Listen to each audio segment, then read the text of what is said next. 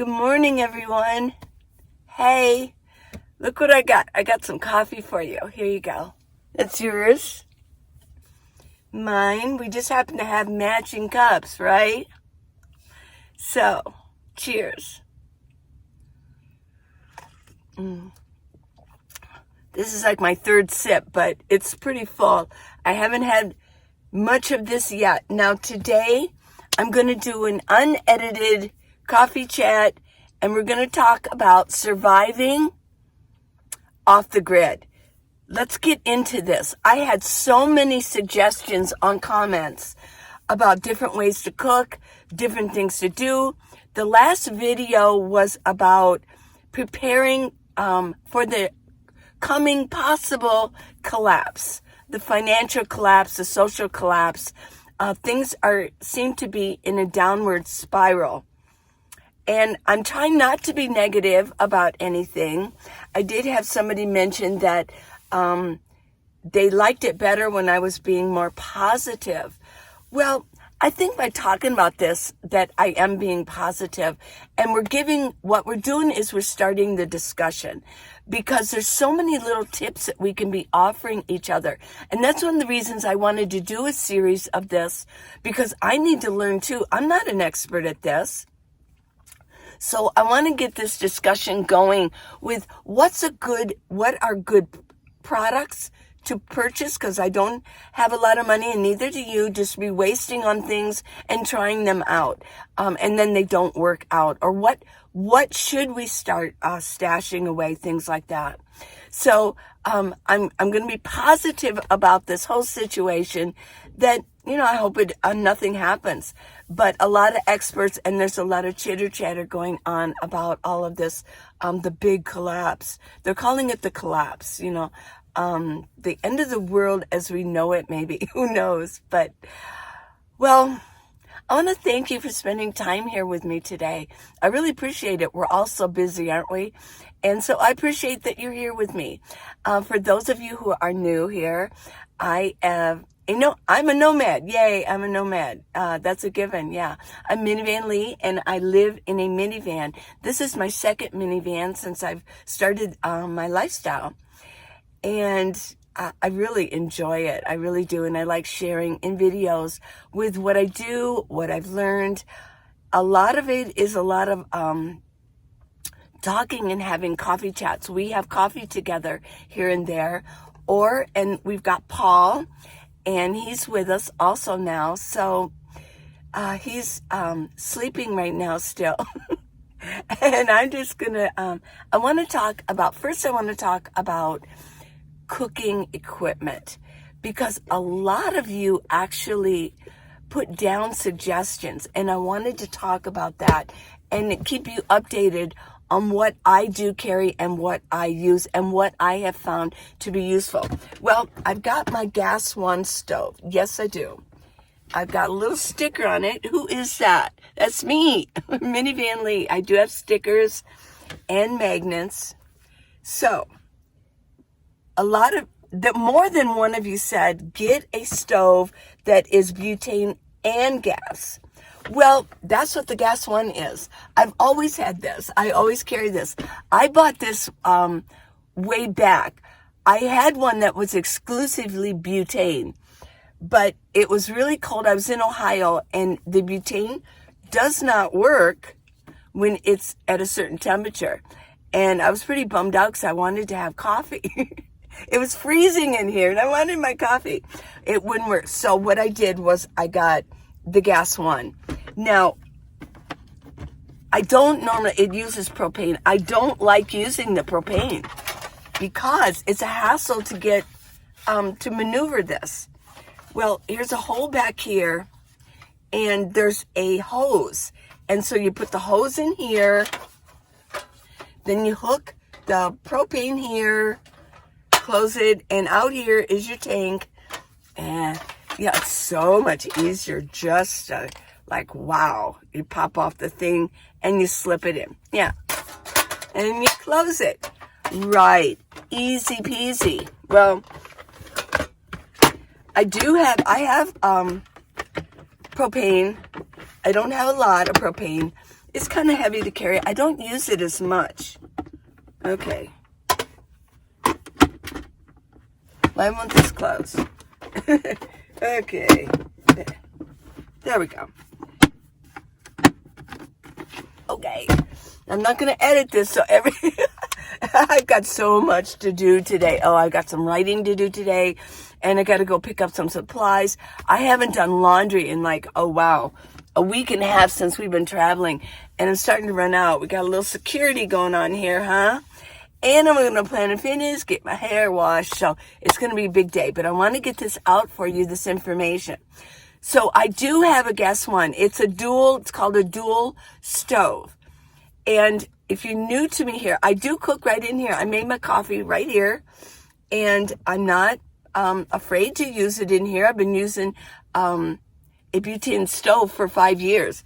Now, I do have my solar cord coming in, so my window is always cracked. It's cracked a little bit. I recently had somebody ask me, do you crack it? How far do you crack it? It doesn't, if you got a window and you want to crack it, I mean, if you open it like that much, you've got that much, a square footage of opening. Yeah. When I am making coffee, it's only on for maybe four minutes at the most, and then it boils water and then I turn it off. So it's no big deal for me. But here are some more suggestions. Let's talk about this. A grill. One of you said you need to get a grill. That way you could, do meat and pork chops and steaks and stuff. Well, that would take a lot of money to get those meats and keeping them cool. So, but a grill is a good idea. And actually, I don't have the room to carry a small grill. I don't have the room for that. But Paul has a really nice it's a small grill. And we've used it. Mostly we've used that when we were out in Quartzsite. And if I'm in a park, honestly, we don't really do a lot of like steaks and meats and things like that. So maybe like I do, what I eat personally for me is I eat canned chicken for protein. I've really been into eggs and a lot. I've read so much about them recently. They're so healthy for you. They really got a bad rap way back when. We all know that. We remember it. But eggs are really good. It's superior protein. A lot of omega-3 in there. Yeah. So I've been eating, and they're very filling. So eggs and then cheese. So tuna, chicken, what else? I mean, beans and rice. Yeah. Oh, I know. One of you had mentioned beans and rice. Beans and rice. They're storing beans and rice. If you're a nomad and you're storing dried beans, wow, that's going to take a lot of energy to actually cook. I used to cook my pinto beans when I lived in a house. I mean, even in a pressure cooker, it took an hour and a half. So, and sometimes it takes 6-7 hours, on open flames. So, yeah, I love the beans too. If for protein, maybe like split peas or something like that can cook up, or lentils that cook up a lot quicker than regular beans. But rice is a good thing. Now, I did get a rice cooker. I love it. I really do. It didn't take too much power. My Jackery, and it's AC, my Jackery was at 81%, full of energy, and it took it down to 55. So yeah, I mean, it will do that, but the reason I got it is because I have solar on the top of my roof. And as long as I'm in the sun, I've always got, if I want to put my car, and I also have some solar panels back here that I carry. If I want to put them out, I mean, I can zip them up pretty easy. The reason I wanted to get the rice cooker was because if there is going to be a collapse of sorts, because diesel prices are so high, it's hard for the truckers to get things. And they may, you never know, they could go on strike saying, hey, we're not going to pay these prices anymore. We're just going to stop then I can't get this, and I can't get propane, but I can always get solar, and I can always plug in to my power bank. Yeah, right. So, yeah. Now, I'm going to show you on the next video, I'm going to show you, I didn't want to get one of the hot water kettles, the electric kettles. They're too big and they took too much wattage. So I got like a travel water heater. It's about, I haven't picked it up. I'll show it the next one. That's a just in case that I don't have the butane anymore. Now, why don't I just start a fire and heat up water that way? Well, that's all cool and everything, but sometimes you can't start a fire. You know, there's fire restrictions sometimes out west. And this would be so, I could do it more stealthy in here. I could just heat up my water, you know, and I don't have to go out there and find twigs. Now, I do have a solo, it's called a solo stove. I have, you know, I've never used it, but I carry it. I got it when I was prepping, when I lived at home. They're kind of expensive, but it's almost like a, I forget what the name of them are, but you can just use twigs and you feed them in, and it doesn't take long, and you've got boiling water. So when it comes down to, like, if I'm out, you know, there's no more gas and I'm out hiking or whatever, sure, that's going to be in my bug out bag so that I can make water pretty easy or heat something up. So, yeah, I've got that. What else did you mention? A Coleman stove. You know, the other day I was cooking and I was thinking, wow, wouldn't it be great to have a Coleman stove with 2 burners right here? So, yeah, that's a good idea. They're bigger. Paul had a Coleman stove before he became a full-time nomad when I first met him out in Quartzsite. And he used that exclusively, but he ended up getting one of these. They're easier to carry, easier to use, and he didn't really need the 2 burners. He wasn't making big meals. Well, I mentioned the rice cooker. Yeah, I really enjoy that. Or maybe a little teeny Instapot, something that I don't require a large amount. I'm not going to make big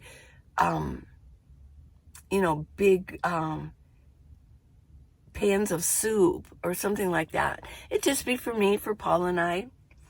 The electric kettle, yeah, I got that coming. Now, we do spend time when we're in the city. We spend time in parks. Most parks have grills also, so you could use those. Now, okay, so that is basically, that would be for cooking. One of you mentioned get like a Foreman grill or something like that. Actually, I mean, I have thought of that as long as I have enough power. If I have enough sun coming through and powering up my power banks, I'm good to go with whatever I use. Yeah. Here's the issue I have right now, folks, is that it's summer and it is chilly today. It actually is really cold today. Last couple of days, it's gotten down to like 40 degrees at night. It was a 2-blanket night. I was very cozy. 2-blanket night inside my minivan. If you knew, there's my sleeping bag, and I don't sleep in it unless it's really freezing, but I roll it out. I sleep on top of it. These are my blankets and my pillows. And so in the night, before I go to bed, I roll this out and get my pillows and crawl under and go to sleep. And this is enough room for me because I'm only 5'3" and I'm not a large person. So it works for me. Other people who live in a minivan, they have to do a build out, and they have a build out bed, and it's comfortable for them. Sometimes as you get older, your knees have knee issues. I don't have any knee issues or things like that. So if you're new, I just wanted to update you on on that fact. Okay, so it's been cold, but it's summertime. Summertime, yeah. This is unedited, by the way. I should sing, and then I got to keep it in because I promised you it'd be unedited. Let's have a sip of coffee. Oh, what time is it? Oh, 6 o'clock. It's 6 in the morning. I woke up at 4 o'clock. I woke up at 4 this morning. Did a little meditation for the first time in a few days, getting back into my system, getting hunkered down here. So, okay, back to this thing about the summer. In the summer, it gets hot in here if you're in the sun. Yeah, it does. If it's 90 outside, it's going to be 106 inside here because it's drawing in the heat. Now, my other minivan, my 2006, was silver. Kind of reflected off a little bit. Well, this one's like that deep maroon color that's so popular with all the cars. It's drawing a little bit more heat coming in here. So I have to park in the shade, which means that I'm not getting the same solar input coming in. So the more things, and then in the summer, I'm using more fans. In fact, at night, not last night, but usually in the summer, I have to have a fan going all night long. It doesn't draw a lot of power, but over an 8-9 hour evening, in early morning, yeah, it's going to drain. So there's things that will drain it. Well, using a lot of electrical things, electrical products, trying to be off-grid and using electrical or USB, yeah, it can be an issue. It can really drain. My rice cooker drained me by about 25%. Well, if I did that every day, I really have to be out in the sun. So I have to think about that. My solution to that, where I'm at, is to, in the morning, when it's not so hot, park in the sun and just deal with it. Then in the afternoon, go find shade quickly. Now, sometimes when you're in a park, there's only so many shady spots, and a lot of people know where the shady spots are. So being in the sun in the morning and then trying to find your shady spot in the afternoon sometimes can be iffy too. You have to really think these things out. What I covet most as a nomad now is shade. A shady spot under a tree, under a solar panel. I wish more cities had more solar panels in parks. They not only can use the energy from the solar panels, but they'll give us places to park to get our cars out of the sun. Because it isn't just the heat, but the sun does kind of beat down on our vehicles. And yeah, that's a little bit another subject, but yeah, it would be nice. So this brings me to the fact of keeping our food cool. In the winter, it's not as much a problem, but if you do have milk and things like that, you do want to keep it in a cooler. Ice is so, over time, ice is crazy expensive. Well, if like we talked about the butane, what if truckers go inside? Well, they're not going to be bringing ice either.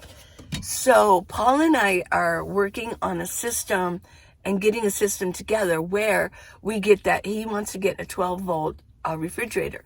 I've had them before. It drained me too much. I couldn't keep up. I could not keep up with what it was doing, draining my jackeries and yeah. So, but Paul has the 2000 Oakmo, which by the way, Oakmo is a wonderful company. And I have the 1000 and Paul has a 2000 Oakmo. Now, we can put our solar panels out in the sun and we can be sitting in the shade because we both have solar panels just parked in the back. They're not on the roof, but they're parked in the back. Well, that means that you have to babysit them because somebody will steal them. So basically, if you want to sit outside a lot and you've got some sun over here and some shade here, yeah, put them out in the sun. Out of other people's way so they don't walk on them or knock them over, things like that. That you have to work out on your own. I don't want to get into too many specifics of that. But that is an option, but you do have to babysit them. So, and I don't like that anymore. I used to do that the first couple of years I was a nomad, and I've kind of gotten rid of that. I like to just have it on my roof and let it come in through and plug it in. Plug it in. Yeah. So we got the I did, when I was in Cheyenne, I didn't mention it yet. I ordered a Alpacool small 12-volt refrigerator freezer. Okay. Because when I was at the meetup in Quartzsite, our Minivan Lee's this Nomad Life meetup, I remember a gal named Karen, and that's what she did. She said that she used it to make ice, and then she had a smaller cooler, a cheaper cooler that she could just put the ice into. And when she was done making ice, she could just turn off the Alpacool. Well, I did it. I ordered it, and I did it. I put it on freeze. I sat overnight. It basically drained a lot out of my jacket. I forget the exact amount. And all it did was make cold water for me. Personally, I've had it on freeze. I did it properly. All it did was, it was a great cooler, but it was not a freezer. In no way did that thing freeze. That would have drained my whole jackery just to make, maybe if I kept it going. But guess what? That thing went back the next day. I thought, I ain't going to mess with this, not for $200. And I took it back. And I said, okay, I previously had a set power, and I got rid of that one too. So for me personally, no more. No more 12-volt refrigerators. It's just not going to work for me. I'm not going to constantly draining my jackeries. I will just eat the way I have been with my apples and, things that don't go bad so quickly. And that's what I'll do. But Paul wants to get a 12-volt refrigerator, and he wants to get solar on, and much more solar up, and, yay, go for it. Yeah, that'll be great. I personally don't need it all the time. Okay. What else for cooling? Yeah. That ice maker, it sounded so good in theory. Glenna was all excited too. I can't wait to see if it works. And I was like, oh, it didn't work. Okay. So we got some cooking down. I personally don't really use a grill. That was a great suggestion. I don't use a grill that often. I'm really been happy with, I've been using this with my skillet, and my rice cooker. I think I can make most of the meals that I need using that. Yeah. If it comes down to where we can't get any more of these, I'll just use my rice cooker and cook meals that way, I guess. So, okay, I wanted to address a few other, let me move this just a little bit. Let me sit down here. Sit Indian style. Okay. One of you suggested you and Paul should get a boat and live on a boat. Yeah, I've actually thought about, I think that would be fun. Paul did make a good comment about that. He goes, unless you have like this really huge yacht, big sensei boat, you're really in the sun all the time. There's no shade out there. There's no trees. You're just out there unless you're just constantly under, and that wouldn't be fun. So, yeah. And then last year in Santa Cruz, I went whaling, and I guess I discovered I'm one of those people that can't be on a boat. I was severely ill. I didn't see any whales. I was inside with my head down, and there was not, yeah, I know people say, oh, look at the horizon or beyond. No, I was, it felt like I was in hell. It was horrible. Okay, I won't go into that. So no, I'm not going to live on a boat. I learned my lesson on that. Okay, buy land, yes.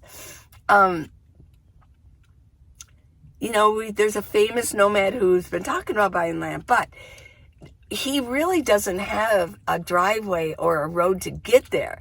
So that's going to take, he's got to get a bulldozer out there. And yeah, if we are going to be in a bit of a collapse, we should have probably bought land a year ago or 2 years ago. because there's a lot that you have to prepare for. You're just out there. And where are you going to store things? And if I bought land, yeah, we could go buy land. Yeah. And we're talking about it. We are talking about it. But if it's to survive the collapse that's coming, there's no time for that. And, yeah, how are we going to get water out there? Is there going to be a road that we can even drive our vehicles to? So, yeah, everything sounds so wonderful. And yes, it sounds so good in theory, on paper. But when you really get into the reality of it, there's so much involved. Can it be done? Absolutely. But it's not just your quick fix, yay, let's go get land and now we're all safe. No. I mean, you're going to be out there and you're going to die of thirst. But we do have ideas going, and we are thinking about it. And we do have ideas like how we would structure the land, or what kind of a structure we would put up so that we can get out of the sun. Because if you're up in even northern Arizona, I mean, the sun shines like 98% of the time. You have to get out of the elements. You just do. So, okay, that's buy land. It's an option. Oh, yeah. Okay. Somebody mentioned, why in the world are you buying water in gallon jugs? Get yourself a 7-gallon. That's what she used, a 7-gallon. Well, that sounds really good. I can't lift a full 7-gallon jug. I can't lift it. Even 5 gallons is like, wow. And I don't know where I would put it. I don't have a build out here. And so for me, the water jugs work. The gallon jugs work. And you can, I think it's called Natural Grocers or something, where you can fill them for 25 cents. Walmart, you're not going to fill up water jugs for 25 cents, by the way. I've noticed that it's like $1 inside the store to fill them up. It's $1. Yeah. And, I mean, you can buy a jug of water for $1.08. So, yeah. Now, of course, we always save our jugs and we go fill them up as long as I just don't always trust some of the water stations. If you can get them cheap, I don't always trust them if they're actually cleaning the filters up, because that's a big deal. If not, you're just spewing in your water more dirt, everybody else's crap, it's just, yeah. That's all I'll say about that. This is going to be unedited, by the way, so, yeah. If I make a mistake, forgive me. And she said, go green. Really? Go green? I don't know if I could go more green. I don't flush toilets. Flushing a toilet can be 2 gallons of water. I only use maybe 1.25 gallons every day. Talk about going green. I recycle everything. I don't overly buy things. I don't waste. So please, everybody, to say, don't do this, go green. We're nomads. We're living off the grid, people. We're not wasting water. We're not just running the faucets. And yeah, so yeah, pish posh on that. Okay. I'll just say it. Yeah. Okay. I talked about the being positive. One gal said that since I've been with Paul, I've been negative. First of all, that kind of hurts his feelings. And second of all, I think people say, oh, you're so happy. So I don't know. What can you do? Can't make everybody happy, right? Somebody said get a small toe behind you to carry extra food. That might sound like a good idea. Glenna, I've been really wanting to get like a carrier above, like she has, and put some things in there. But I don't know, the more weight I have, that means more gas. And yeah, I don't want to tow anything. I think I'm going to sneeze. Okay. But there's another one coming because everybody sneezes twice, sometimes 3 times. We'll see. Okay. You mentioned, there it is. There's my second one. Let's see. Okay.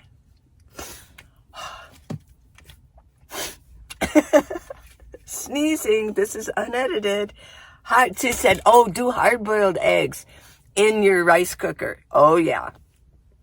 Well, the problem that I had, I love hard-boiled eggs. I love deviled eggs. Why do they call them deviled? But anyways, yeah. So I do. And I did, Sunday, I did some hard-boiled eggs. Oh, man. You know, like when you're at home, you run cold water over it. Well, I didn't want to waste my water. I need to go get water today. That's why it's going to be a busy day. Well, I didn't have water because we're conserving water, everybody.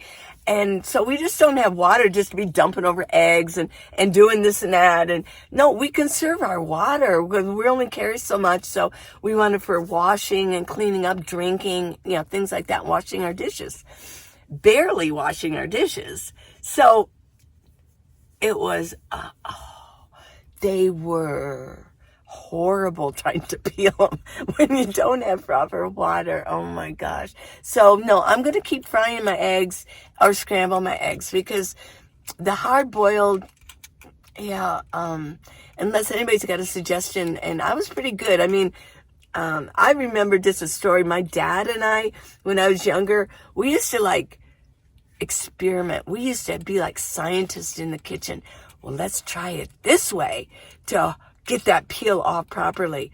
And that one did, okay, well, let's try it. And then we'd like, okay, let's do it with this. Let's hard boil them with bacon soda.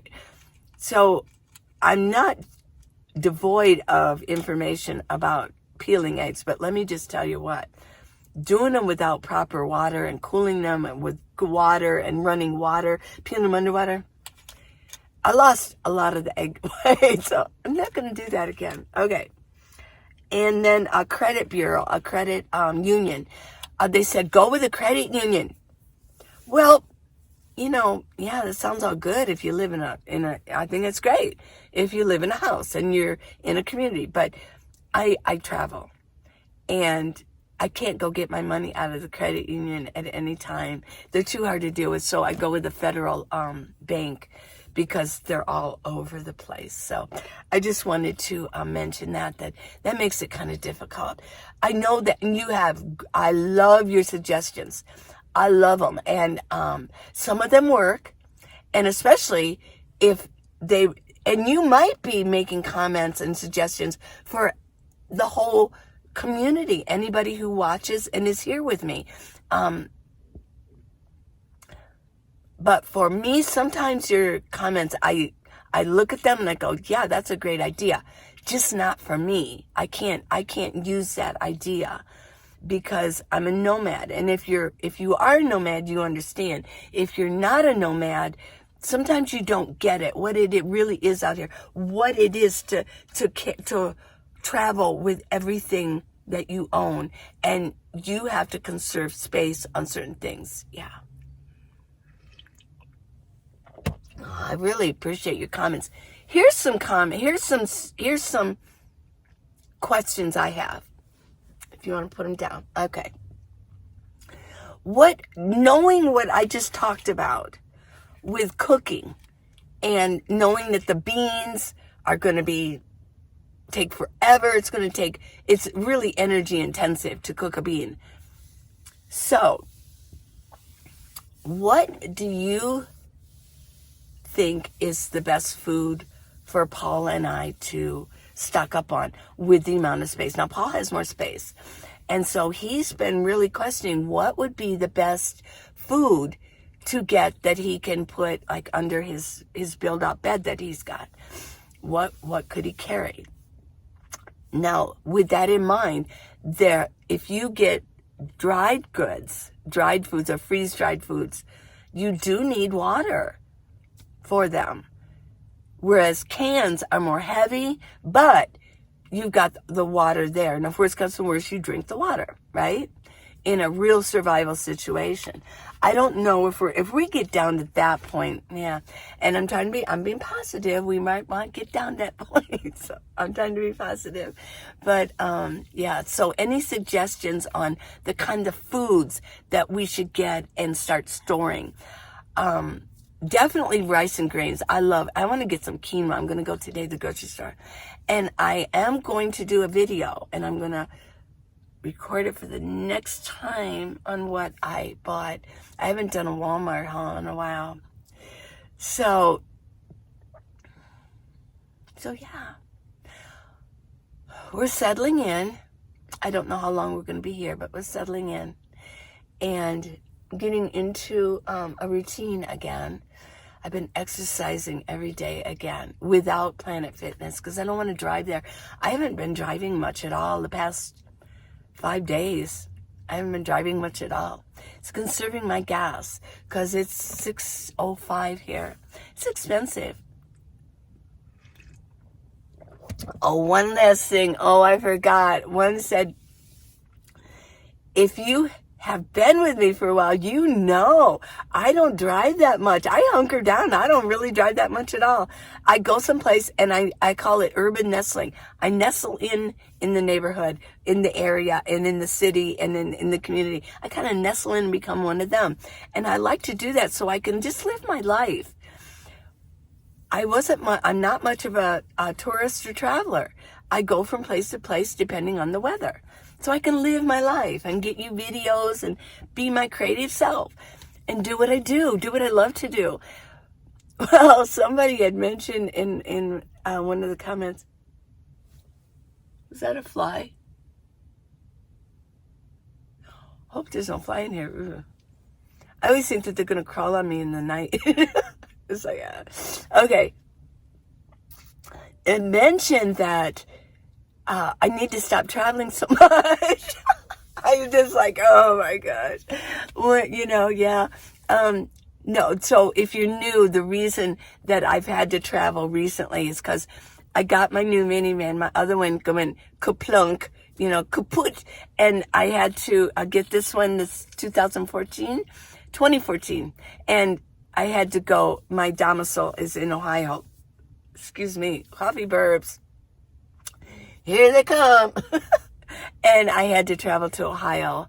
And then I had a little bit of a car trouble in Ohio, which freaked me out. I know sometimes I freak out over car stuff.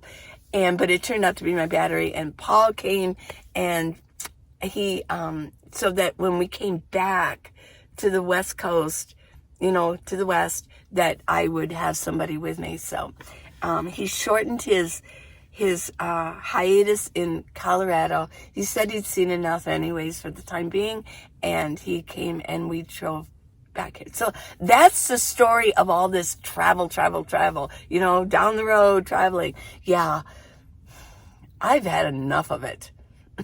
I've had enough. Now, where I'm at, is it a good place to be? If there's a collapse, I don't know. What I'm doing is waiting for God to let me know where he wants me. That's my plan. I let him guide. And for right now, I'm comfortable here and this is where I am. When I need to move, I'll hear it in here. And he'll talk to me. He doesn't scream at you. God doesn't scream at you. He talks in a whisper. He talks through the Holy Spirit. And so I will wait to get instructions. Getting my instructions from my leader up there. My leader. Take me to your leader. I'll take you to my leader. There he is. So, with that said, it's getting goofy. And I'm not going to edit this. I promise I'm not. What you see is what you get. I might brighten, I might brighten it up. I'll put the volume up and I'll put the brightness up a little bit because sometimes it is a little, it's got those red tones, doesn't it? In here, let's see if we can get there's the pink. Yeah. The green is bad. Yeah, Let's go with pink. It's a pink kind of day, huh? Yeah. So, ooh, we got purple. Purple. Ooh, blue. Yeah, oh, now that's a good light. What do you think? This one or the other one? Okay. Okay. I love you guys so much. Yeah. Thanks for spending time together. Coffee. Cheers. And, thank you so much. Please subscribe. It does help me out. And thanks for watching it all the way through. The book. I'm not going to put the picture up because I'm not going to edit it. But if you go on Amazon and you type in Minivan Lee, just Minivan Lee, Lee, Minivan Lee, I got the book, and things are flickering. Oh, my one light's going out. Oh no. Here, I'm going to turn that off. Now it's really dark. It's really dark. There we go. Okay, so how to live in a minivan. So go ahead and order that book. It's not expensive at all. And if you want to know, if you think that you want to stay in your house, but you want to get your minivan or car or van going just in case you need to get out of town, get out of Dodge, I've got lists in there and everything. And if you go on the description of this video, there's all kinds of links. And it doesn't cost you a thing to use my links, but I get a little something. It's very small. I don't even know how much it is. It's different for every product, but it's just a little something. And what happens if you order through that link, I get a little something. And it adds up. So thank you. It's a good way to support me. You can give me a super thanks if you want to. Even if everybody gave me $1.99. Wow, it's like a tip. I gave you coffee. I served you coffee. You can give me a little tip. Okay, I love you guys. Mwah. Bye. You guys, until next time. 3 days, another one. Walmart haul. Be there or be square. Love you. Bye.